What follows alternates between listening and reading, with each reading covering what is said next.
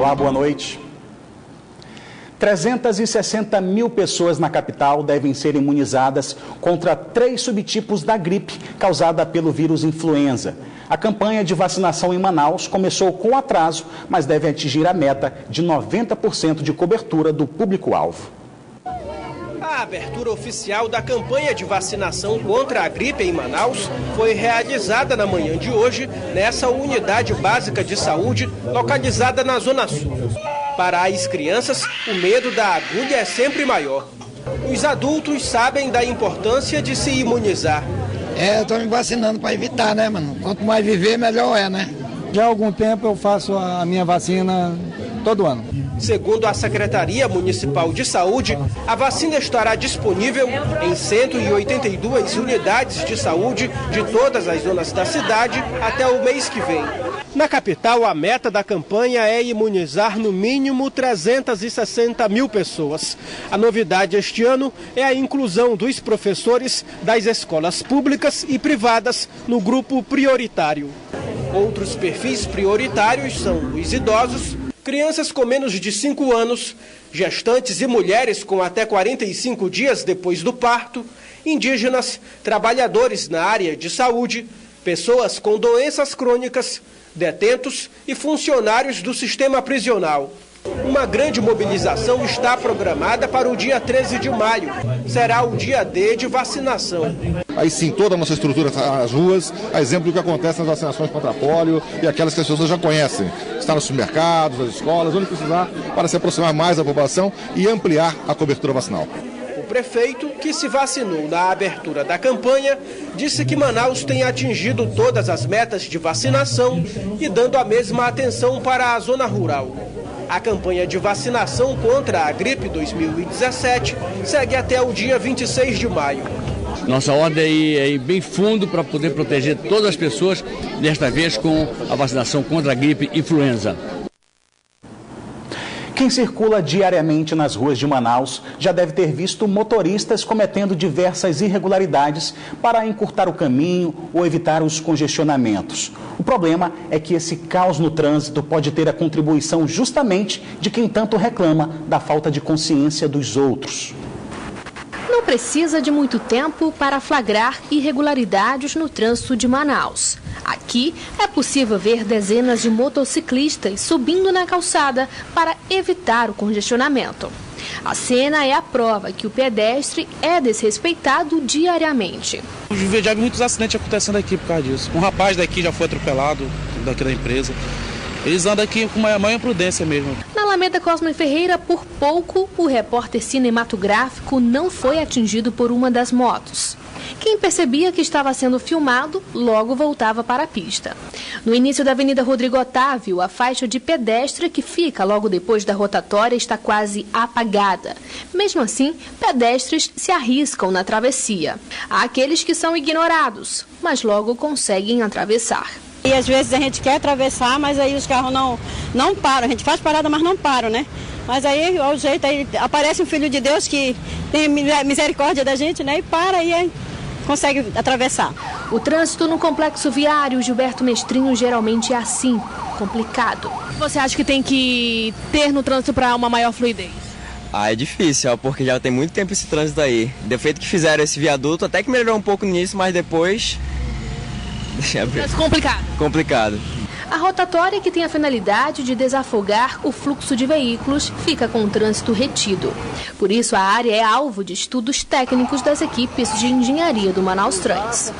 O Manaus Trans trabalha diariamente com um tripé, que é exatamente a educação, a engenharia e a fiscalização através da operação. Então, nós temos diariamente agente de trânsito diuturnamente, são 4 turnos, onde eles estão ali exatamente trabalhando para que haja não apenas a fiscalização, mas também para que haja maior fluidez. Manaus pode receber estudos e mais estudos para dar uma maior fluidez no trânsito, mas se o condutor ou o pedestre não entender que a educação é essencial, nada adianta. É preciso estender o braço para a sabedoria, esperar já que cada um tem a sua vez e seguir no caminho da vida. Nesse trecho da Avenida Natan Xavier, o retorno existe, mas é completamente ignorado por motoristas. Veículos sobem no canteiro central para pegar um outro sentido da via. Uma manobra arriscada, tendo em vista a velocidade dos carros. Essa moto foi flagrada na contramão para pegar uma outra rua. Na Avenida Newton Lins, na zona centro-sul, a cena se repete. Motoristas insistem em fazer retorno em local proibido. Não precisa, o condutor ele é habilitado, precisa dizer que passar por cima do canteiro central não vai ter uma placa dizendo ali, porque na verdade ele é habilitado, então ele estudou a legislação, ele sabe que ele vai estar cometendo infração. De acordo com o Detran Amazonas, a partir da próxima semana, as campanhas educativas vão ser intensificadas, como parte da programação do Maio Amarelo. Que é uma ação da ONU, onde todos os países eles dedicam o mês de maio a ações de conscientização, de educação, na questão de acidentes e mortes no trânsito. Hoje no mundo morrem mais de 1 milhão de pessoas por ano em acidentes de trânsito, é um número muito alto. No Brasil morrem aproximadamente entre 55 a 60 mil pessoas de acidentes de trânsito por ano. Uma embarcação de médio porte naufragou no Rio Solimões, próximo ao município de Alvarães. O barco Mestre Enio saiu de Tefé com aproximadamente 100 passageiros e tinha como destino o município de Juruá, ambos no interior do Amazonas. 1 hora depois da saída, a embarcação colidiu com um tronco de árvore que estava à deriva no Rio Solimões. Com o impacto, o barco de madeira furou e logo ficou submerso. Mesmo com o problema, o comandante conseguiu manobrar o barco até a margem. Apesar do susto, ninguém ficou ferido. A Marinha do Brasil vai investigar as causas do acidente. Na manhã desta terça-feira, o site da Polícia Militar foi retirado do ar após ser atacado por hackers. No lugar das postagens, apareceu uma mensagem sobre corrupção. A Diretoria de Tecnologia da PM informou que tomou as providências cabíveis e que os arquivos e documentos internos da instituição não foram atingidos. O site voltou a funcionar normalmente ainda na manhã de hoje. Ainda de acordo com a PM, o movimento não identificado atingiu outros sites institucionais em todo o Brasil. A balsa que partiu de Manaus com 500 toneladas de ajuda humanitária chegou hoje em Ipixuna, na calha do rio Juruá. Essa foi a terceira parada desde que saiu de Manaus no mês passado. 1.651 famílias já foram afetadas pela enchente no município. A Defesa Civil do Amazonas enviou quase 62 toneladas de alimentos não perecíveis, 11 mil litros de água potável, além de colchões, kits dormitório e de higiene e medicamentos. A embarcação segue agora para o município de Guajará. O excesso de peso na capital do Amazonas tem preocupado os profissionais da saúde. Isso porque uma pesquisa do Ministério da Saúde aponta que Manaus é a 7ª capital do país com maior índice de pessoas que estão acima do peso. Há quem tente seguir com disciplina uma alimentação saudável, mas não é fácil. Eu costumo cuidar da minha alimentação assim que eu posso, porque como eu trabalho fora, né, eu almoço de restaurante, então, mas eu sempre procuro comer no restaurante que a comida não seja muito gordurosa, que tenha uma salada. A dona Maria sabe que hoje em dia é muito importante cuidar da saúde. Por isso, ela veio até o centro de Manaus para comprar os cereais da sua dieta. O grão de bico, a lentilha, a ervilha, né, os pães integrais. Eu estou me sentindo bem, graças a Deus. Tanto que poderia já me aposentar, mas estou me sentindo bem, continuo trabalhando. E toda essa preocupação tem um motivo. Uma pesquisa do Ministério da Saúde mostra que quase 57% da população de Manaus está acima do peso ideal. Essa pesquisa ainda aponta que Manaus é a 7ª capital do Brasil com o maior índice de pessoas com excesso de peso. Essa situação é preocupante, porque não é só o excesso de peso que prejudica, mas também as doenças que podem aparecer na pessoa. Em Manaus, 19,2% dos entrevistados disseram ter diagnóstico médico de hipertensão e 5,6% de diabetes, e 1 em cada 5 pessoas está obeso. Em consequência do surgimento dessas doenças associadas, isso daí leva a uma diminuição da expectativa de vida dos nossos pacientes. Então a gente já sabe hoje que a obesidade, ela leva a uma diminuição de 7 a 10 anos do período de vida que o paciente teria. Além disso, de levar a uma piora da qualidade de vida, porque ele vai ter uma necessidade maior de estar tomando medicações, de estar em acompanhamento médico contínuo, então isso daí piora sem dúvida a qualidade de vida. Essa nutricionista diz que o amazonense precisa evitar o consumo de alimentos com gorduras, sódio e carboidratos refinados, o açúcar. Eles são os maiores vilões do ganho de peso. Alimentos industrializados, né? E alimentos prontos e rápidos, né? Por exemplo, alimentos das redes de fast foods, né? Que tem aquele sanduíche ali cheio de gordura, de sódio. Então, no geral, esses alimentos estão mais diretamente ligados com o ganho de peso. A dica da nutricionista é que não devemos nos livrar de todos os carboidratos. É preciso separar o que é saudável e o que não é. E nós temos 2 tipos de carboidratos, simples, né, e os complexos. Os simples são aqueles refinados, que não têm fibra, como os pães, massas, tudo feito de farinha de trigo refinada mesmo, né, farinha de trigo branca, e os açúcares, os doces. E a gente tem os carboidratos que a gente chama de bons, que são aqueles que são ricos em fibras. Por exemplo, as frutas, as verduras e os legumes, né? Então você tem que saber como usar esses carboidratos e como equilibrá-los durante na dieta. A pesquisa do Ministério da Saúde reflete respostas de entrevistas realizadas nas capitais brasileiras de fevereiro a dezembro do ano passado. Mais de 50 mil pessoas foram ouvidas. Chegou a hora de conferir a previsão do tempo para esta quarta-feira em Manaus e em alguns municípios do interior do estado. Em Manaus, o tempo fica parcialmente nublado com possibilidade de chuva. Temperatura mínima de 18 e a máxima não passa dos 28 graus. Em Coari, a previsão é de tempo encoberto com chuva, onde as temperaturas variam entre 27 e 30 graus. Em Tabatinga, a previsão é de muitas nuvens com chuva fraca, mínima de 24 e a máxima de 29 graus. No município de Itapiranga, o tempo fica encoberto com chuva. As temperaturas variam entre 25 e 29 graus. Estudantes de Manaus participaram hoje de uma feira de profissões, o Experience Day 2017. Uma feira realizada anualmente com o objetivo de proporcionar aos jovens uma simulação da profissão que eles pretendem escolher. Já imaginou ter uma experiência muito próxima da profissão que você pretende fazer?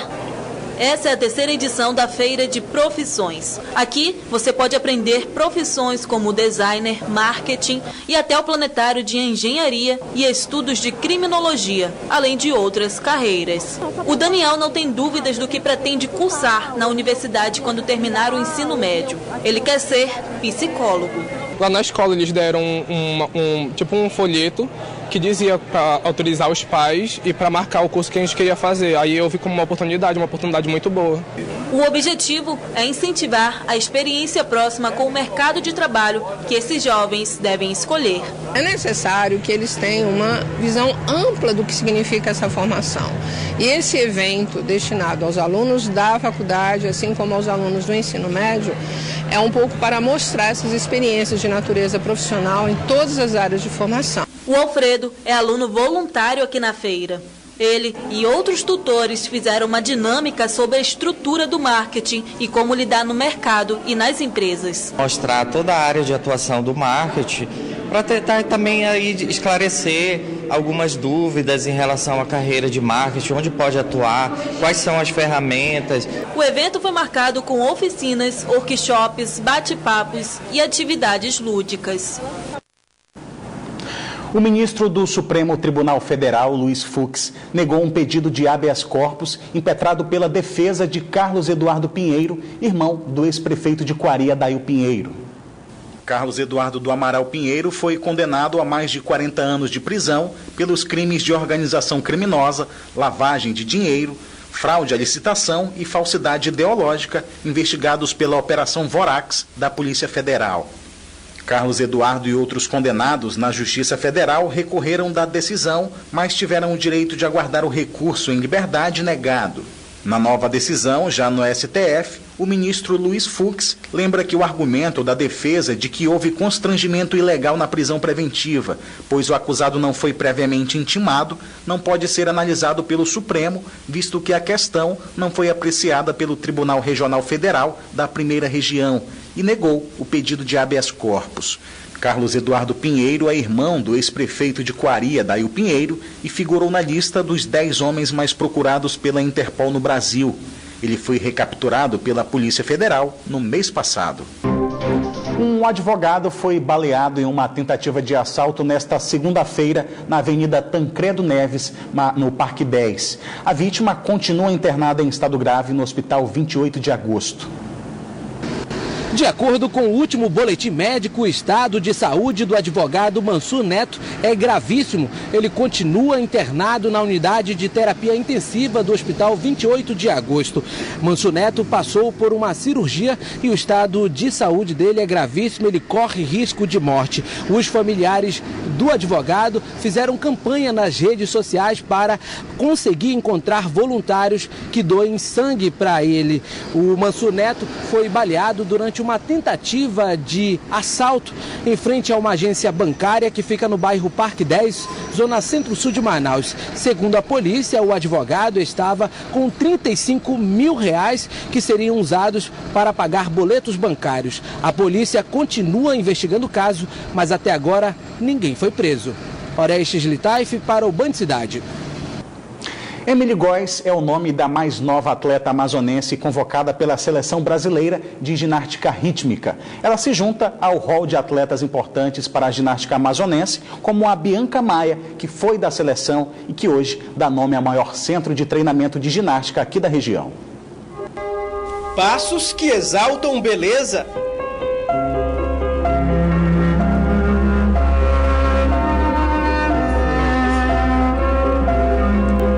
Movimentos executados com maestria. A perfeição que foi alcançada após muita dedicação e treino é da ginasta amazonense Emily Góes, de apenas 16 anos. Ela que foi convocada para fazer parte da Seleção Brasileira de Ginástica Rítmica, viaja no próximo dia 1º de maio para Aracaju, capital do estado de Sergipe, para integrar o grupo das atletas selecionadas. Sim, aos 16 anos é a idade mínima que uma ginasta pode ir para a seleção. Aí quando eu tinha 15, a Júlia já começou a treinar comigo mais forte, porque eu sempre tive esse sonho de ir para a seleção, de treinar lá, representar o Brasil nas Olimpíadas. Aí foi quando ela intensificou meus treinos, aí no início do ano, de 2017, a gente recebeu a seletiva que ia ter em Aracaju, aí foi quando ela começou a intensificar mais ainda os treinos, aí foi quando eu fui para lá, fiz o teste e passei. E ela lembra muito bem de como tudo começou. Desde o momento em que conheceu o esporte pela TV, até a experiência do primeiro campeonato. A minha primeira competição importante foi em 2010 para o Torneio Nacional no Rio de Janeiro, que eu fiquei em 16º lugar.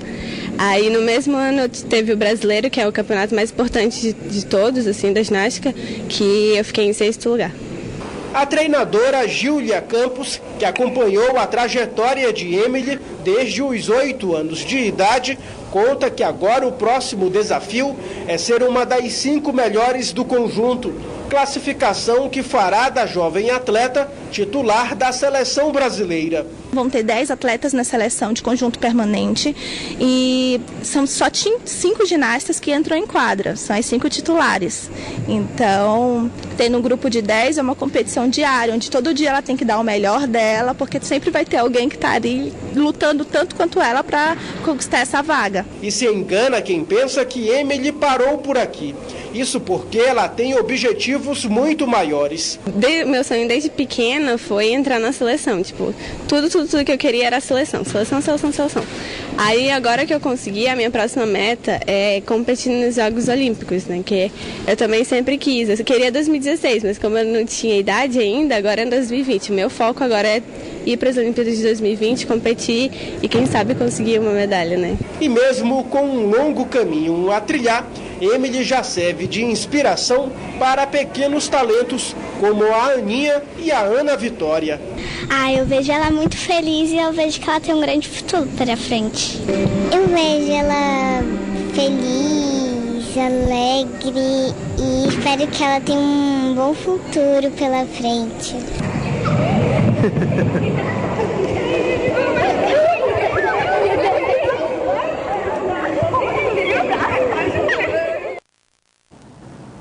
Boa sorte para Emily e parabéns.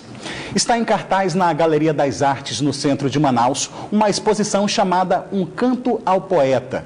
As obras, criadas durante a ditadura militar, fazem parte do acervo pessoal do escritor amazonense Tiago de Mello, que adquiriu as peças quando esteve exilado no Chile.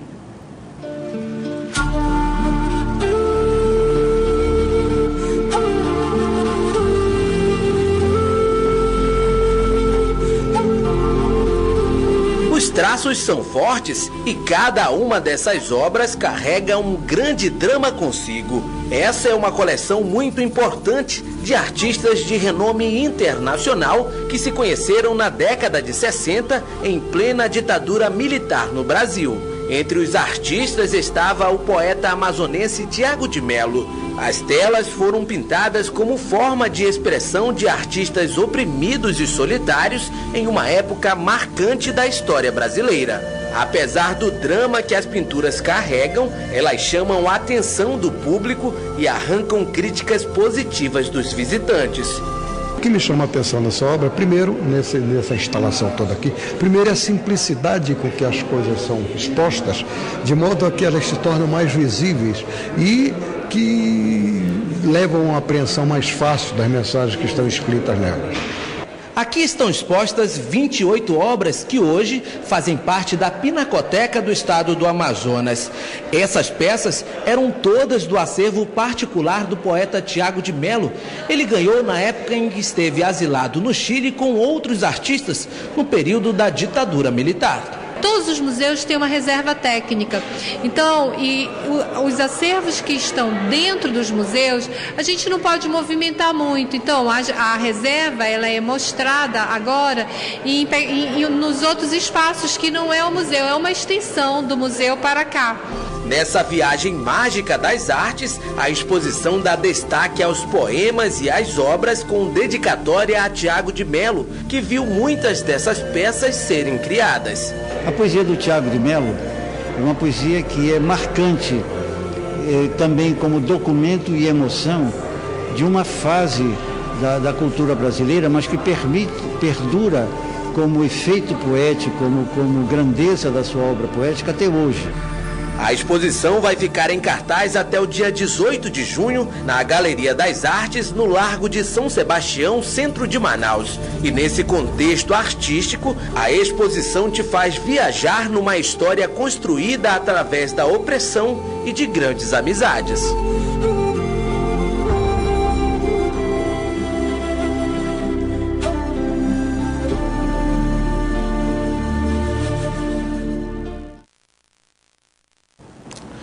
O Band Cidade fica por aqui, mas continua na internet, onde você pode acompanhar outras notícias nas redes sociais Facebook e Twitter da Band Amazonas. E para rever nossas reportagens, acesse o youtube.com/Band Amazonas e clique no link vídeos. Você também pode enviar sua sugestão de reportagem para o nosso WhatsApp. O número é o 99205-1478.